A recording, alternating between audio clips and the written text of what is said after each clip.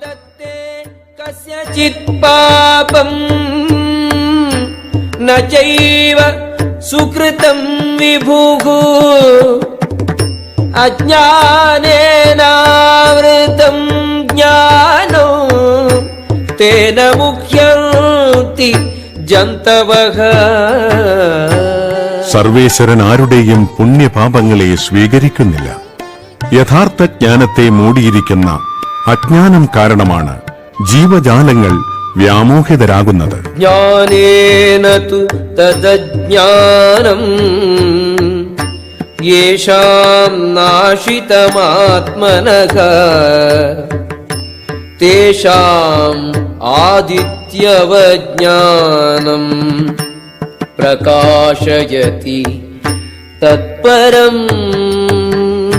അജ്ഞാനത്തെ നശിപ്പിക്കുന്ന ജ്ഞാനം കൊണ്ട് ഒരാൾ പ്രകാശിതനാകുമ്പോൾ പകൽ സമയത്ത് സൂര്യൻ എല്ലാം പ്രകാശിപ്പിക്കുന്നതുപോലെ അയാളുടെ ജ്ഞാനം എല്ലാം വെളിപ്പെടുത്തുകയും ചെയ്യുന്നു.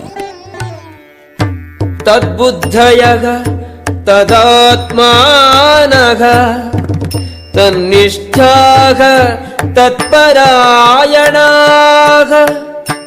ഗച്ഛന്തി അപുനരാവൃത്യും ജ്ഞാനനിർധൂതകൽമഷാഃ. ബുദ്ധിയും മനസ്സും വിശ്വാസവും ആശ്രയവും എല്ലാം പരമ്പൊരുളിൽ ഉറപ്പിച്ചു നിർത്തുമ്പോൾ പരിപൂർണ ജ്ഞാനത്താൽ സംശയങ്ങൾ ഒഴിഞ്ഞ് മുക്തിമാർഗത്തിൽ മുന്നേറുന്നു.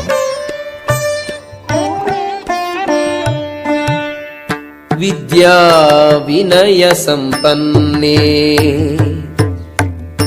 ബ്രാഹ്മണേ ഗവിഹസ്തിനി ശുനി ചൈവ ശ്വപാകേ ച പണ്ഡിതാഃ സമദർശിനഃ. അറിവും വിനയവുമുള്ള ബ്രാഹ്മണനെയും പശുവിനെയും ആനയെയും നായയെയും നായ്മാംസം ഭക്ഷിക്കുന്ന ചണ്ടാലനെയും സമദൃഷ്ടിയോടെയാണ് യഥാർത്ഥ ജ്ഞാനമുള്ളവരായ വിനയാന്വിതരായ പണ്ഡിതന്മാർ വീക്ഷിക്കുന്നത്. ഇഹൈവ തൈഹി ജിതഃ സർഗോ യേഷാം സാമ്യേ സ്ഥിതം മനഃ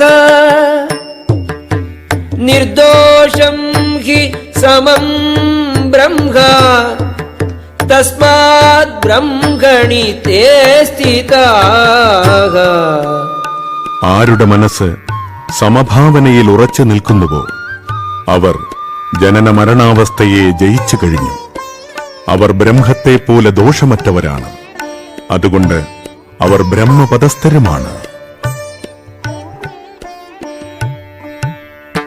ന പ്രഹൃഷ്യേത് പ്രിയം പ്രാപ്യ നോദ്വിജേത് പ്രാപ്യ ച പ്രിയം സ്ഥിരബുദ്ധിഃ അസമ്മൂഢോ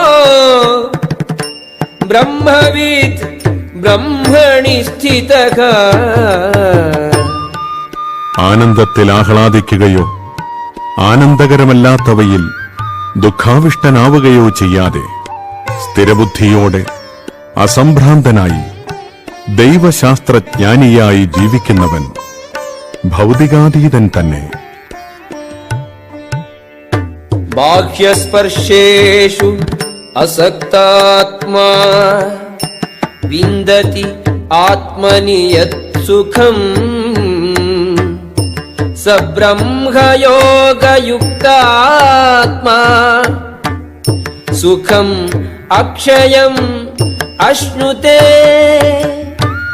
മുക്തനായ ഒരാൾക്ക് ഭൗതികമായ ഇന്ദ്രിയ സുഖങ്ങളിൽ ആസക്തിയുണ്ടാകില്ല. അയാൾ സമാധി പൂണ്ട് ആത്മാവിൽ തന്നെ എപ്പോഴും ആനന്ദമനുഭവിക്കുന്നു. പരമതത്വത്തിൽ ഏകാഗ്രമായി മനസ്സൂന്നുന്നതുകൊണ്ട് ആത്മസാക്ഷാത്കാരം ലഭിച്ച വ്യക്തി അളവറ്റ ആനന്ദമനുഭവിക്കുന്നു.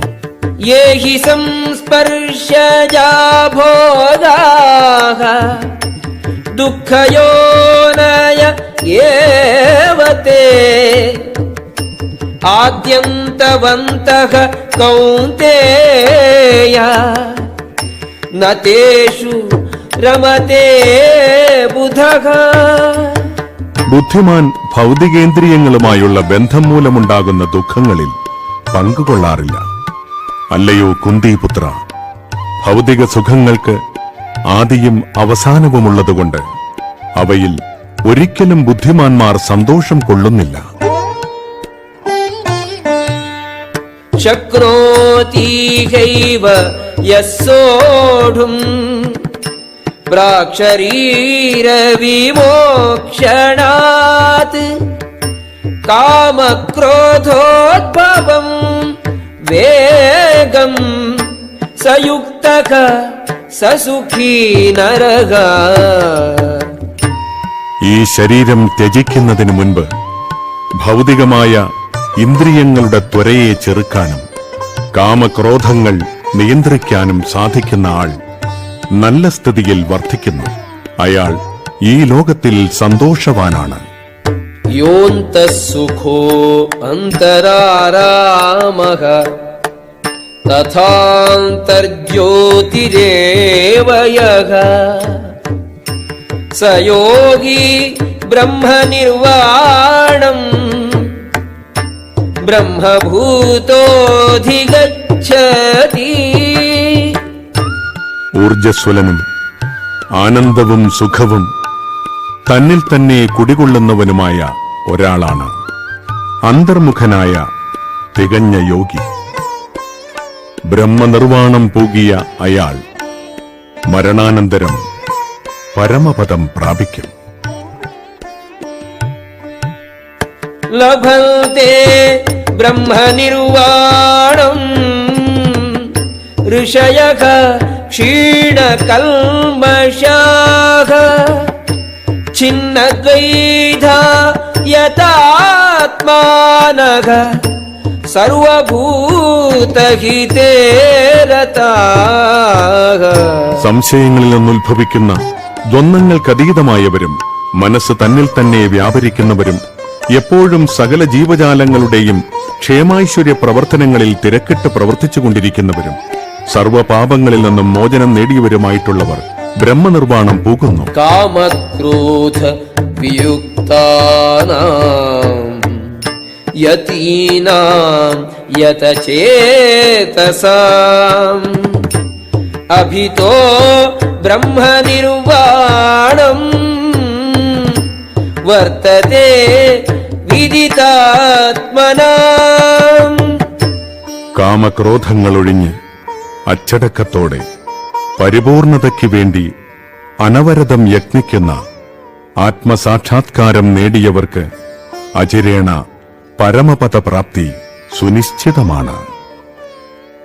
സ്പർശാൻ കൃത്വാ ബഹിർബാഹ്യാൻ ചക്ഷുശ്ചൈവാന്തരേ ഭ്രുവോഃ പ്രാണാപാനൗ സമൗ കൃത്വാ നാസാഭ്യന്തരചാരിണൗ യതേന്ദ്രിയമനോബുദ്ധിഃ മുനിഃ മോക്ഷപരായണഃ വിഗതേച്ഛാഭയക്രോധോ യസ്സദാ മുക്ത ഏവ സഃ.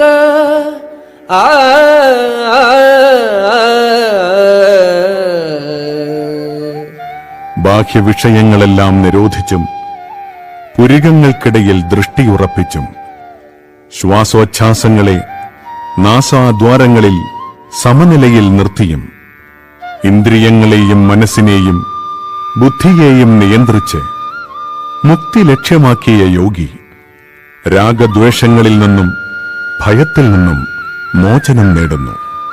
സദാ ഇതേ അവസ്ഥയിൽ പുലരുന്ന അയാൾ മുക്തൻ തന്നെ. ഭോക്താരം യജ്ഞതപസാം സർവലോകമഹേശ്വരം സുഹൃദം സർവഭൂതാനാം